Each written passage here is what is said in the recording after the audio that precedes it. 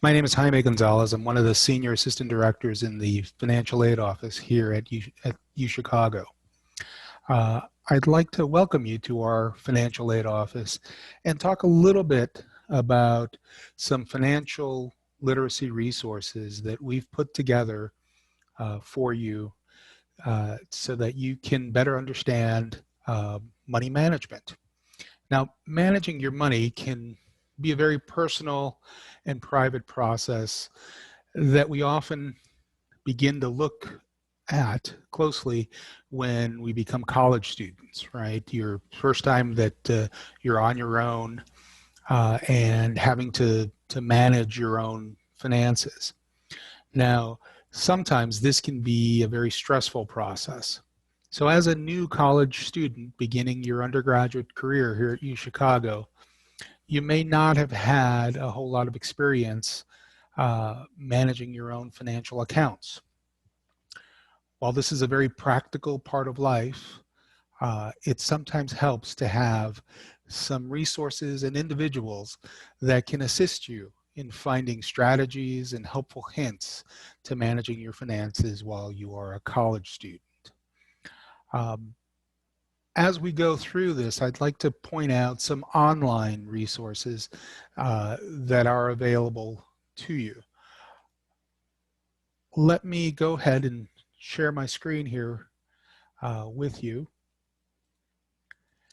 I'd like to start by showing you our financial aid website. This is a good site for you to use as reference. If you click the undergraduate aid tab that's referring to you, you will be directed to our undergraduate page. You'll see that there is a lot of information. We try to keep this updated as things change, and as we are in this new unprecedented time in our country, you can see that there's often messaging here that will be updated as it comes through.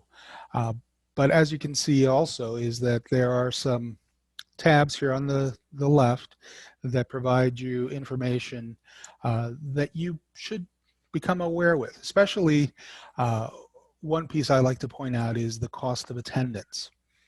This is something that's very helpful because we've looked at putting together a cost budget that we feel helps you understand how much it will cost you to attend 1 year at the University of Chicago.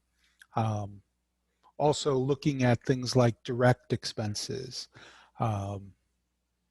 things like tuition, fees, room and board, and then indirect expenses like books and supplies and personal expenses.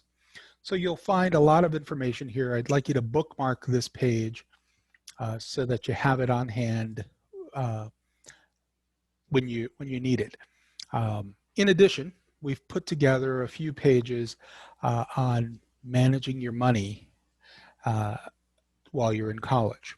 So this will give you an idea of, or some tips on how to manage your finances while you are a college student. Things like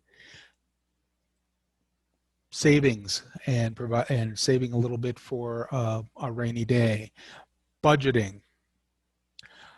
This is going to be a very important process for you to learn while you're in college, so that you can better understand what your expenses are and what kind of income, if you decide to work part-time, or financial resources you receive perhaps from parents, and understand basically what it is that you have to start off with on a monthly basis, and then how you're spending those pieces.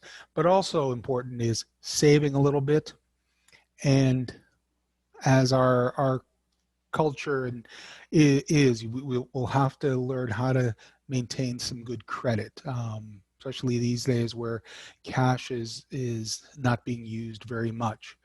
I'd like to point out one particular piece here, which are some online campus resources. one of the things that we've done is we've partnered with an online financial education program. It is put out by the National Endowment for Financial Education. This is a nonprofit organization that specializes in financial education. The program is called Cash Course. It is a free financial literacy program um, that offers a lot of resources, very basic information that is set up to help you uh, uh, understand a little more about this financial process, things like credit, savings. They even have a budget wizard. So I'm going to show you a little bit of what this program is. It's a free program, and so I'd like you all to register and create your own accounts.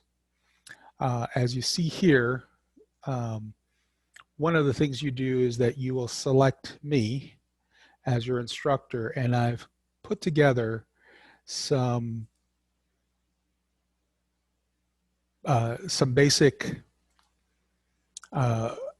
activities and assignments that I think might be helpful in beginning this process for understanding financial matters.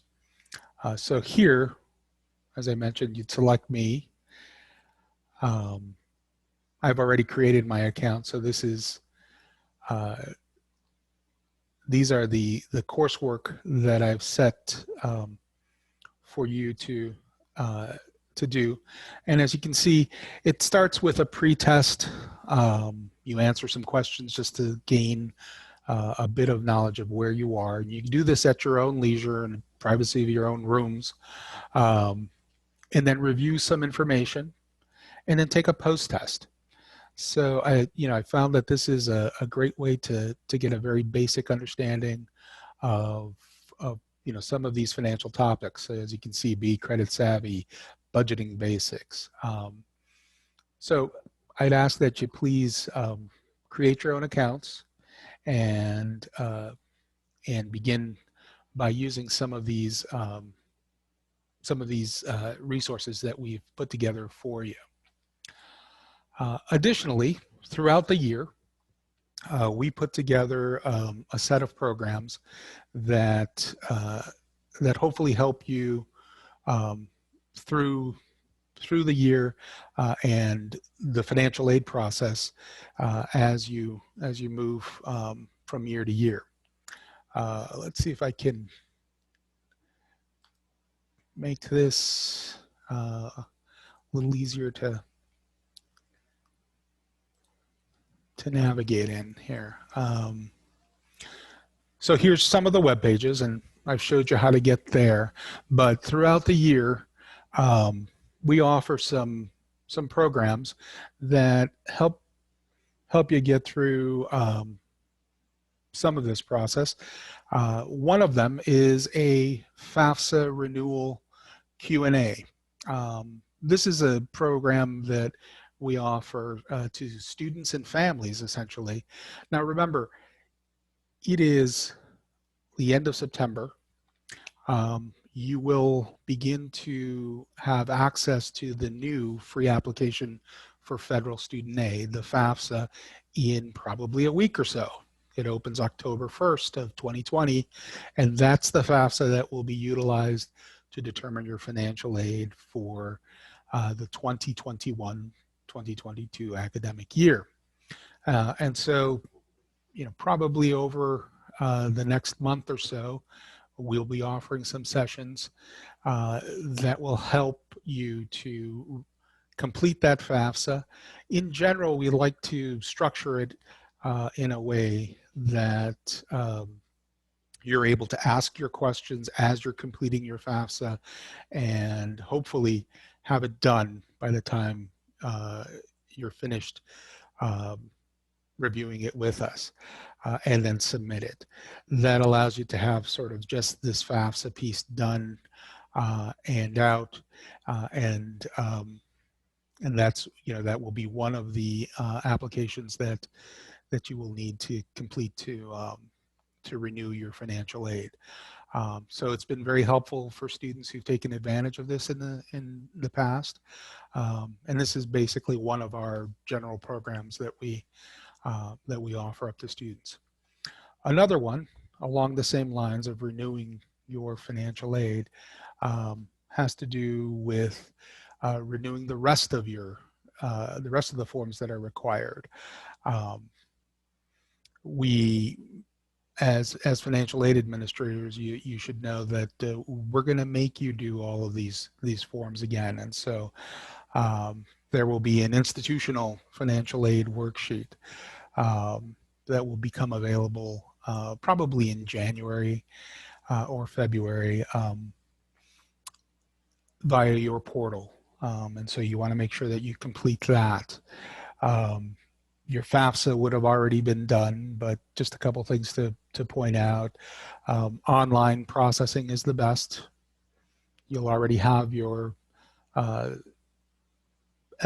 ID numbers to be able to sign those both for both you and your parent. And then your parents' tax return from 2 years ago, right? So since we're talking about the upcoming school year in 2021, 2022, that return will be the 2019 return that we will ask you to submit as part of the financial aid process. So these are important things that we try to remind you of in this session, along with as you get to winter and spring quarters, some students begin to think about moving off campus. Now, some of you may already be off campus based on sort of this situation in our country these days, but often it's winter and spring, usually in your third year. But this session helps to give you some ideas of what to expect when you decide to move off campus. And as I mentioned, our cost of attendance, this is one from a few years ago, or from a couple of years ago, but it should mirror what it will be for this coming year. We will not have next year's until probably later in the spring. But it's important to understand what is a direct cost and what is an indirect cost. So as you review this cost of attendance budget outlay, as an on-campus student, most of these costs are direct costs. You actually see them billed on a bursar's bill. But when you move off campus, really the only direct cost will be your tuition and fees. And so when your aid is applied, you may see that that some of you will have more aid than charged costs. And this is the time when you begin to look at things like refunds that help you determine or live off campus. And so, when you live off campus, the new living allowance for this year is a little over $17,000. But you can, when we put together those cost estimates, they are 9-month cost estimates. So if you break things down into months, you can see there it's almost $1,900 a month. But this is intended to pay for all of these expenses, not only rent, but utilities, food. So these are the things that you will need to budget and take into account. Your personal expenses will be something that you want to consider and evaluate when you put together your budget. This is where Cash Course can help quite a bit and help you put together a budget. They actually have a budgeting wizard that is very helpful in putting this into a spreadsheet so that you can actually see what you're spending on a monthly basis. But you have to put in the work. So if you're on financial aid, remember that not only are grants and scholarships, so what we're offering you in aid, but we've also determined what your family has to contribute. And that's always going to be part of this process. And then we also expect you to work and provide some summer savings. All of that combined is what makes up the cost of attendance. And as always, if you need a student loan, those are available for last minute expenses that you may encounter. So we have a session on FAFSA, we have a session on renewing your aid and moving off campus. Another session that's real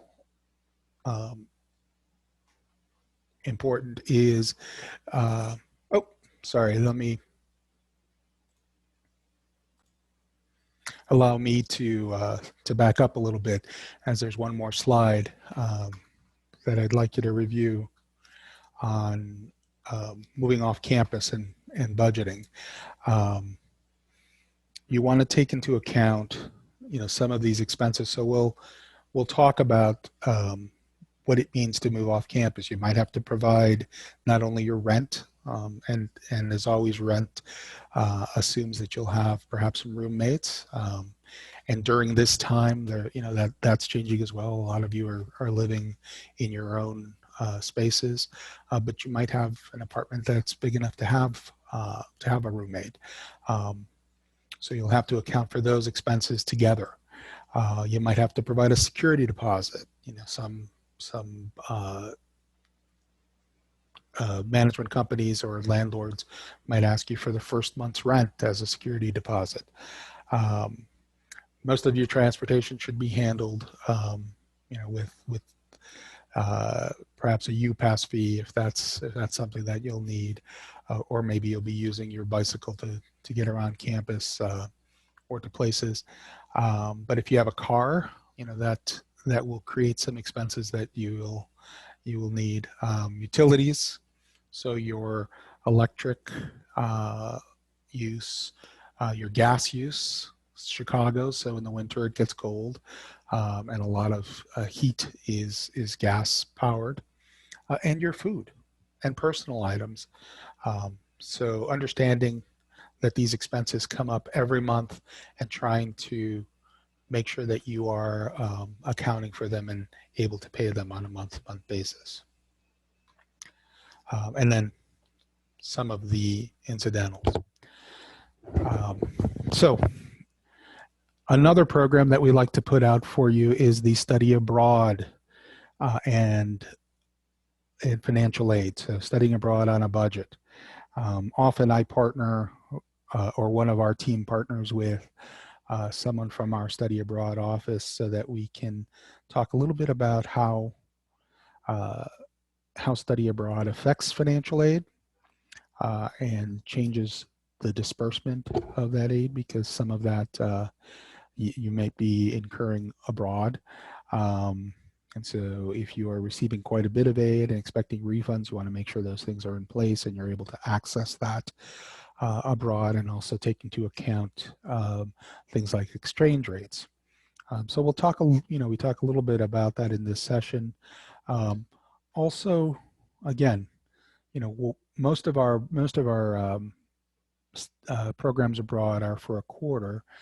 So you see here an example of a budget for a Civ program last year.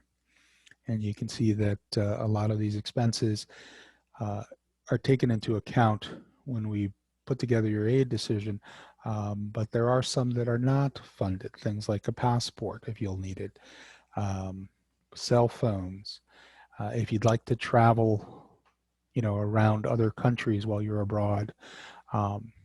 This is, again, assuming perhaps next year when things have settled down and become a little bit more normal. But both my counterpart in study abroad and myself, we can go through some of these things. This allows you an opportunity to ask some questions and get a little better understanding of how your finances will work when you're abroad.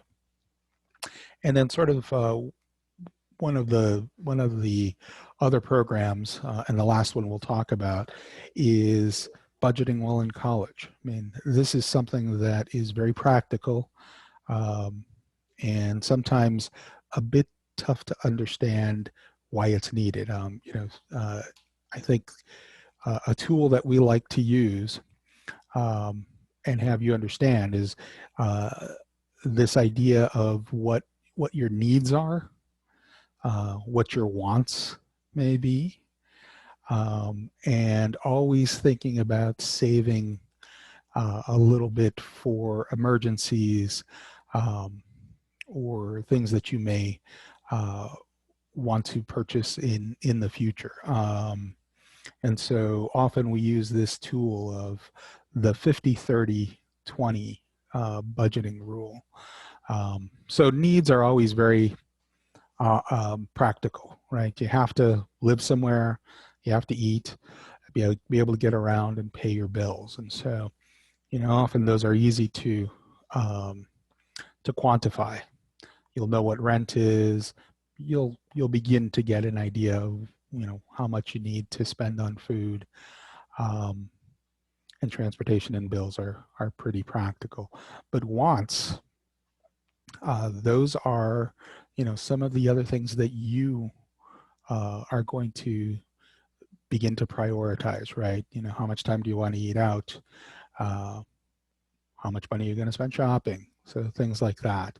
But always taking into account that you want to put a little bit away.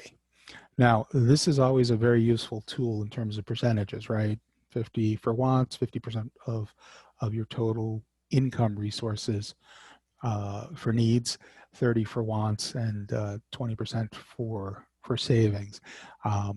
But reality might change some of these, and so you want to make sure that you find a nice budgeting rule that fits your particular circumstance. So just some things to come.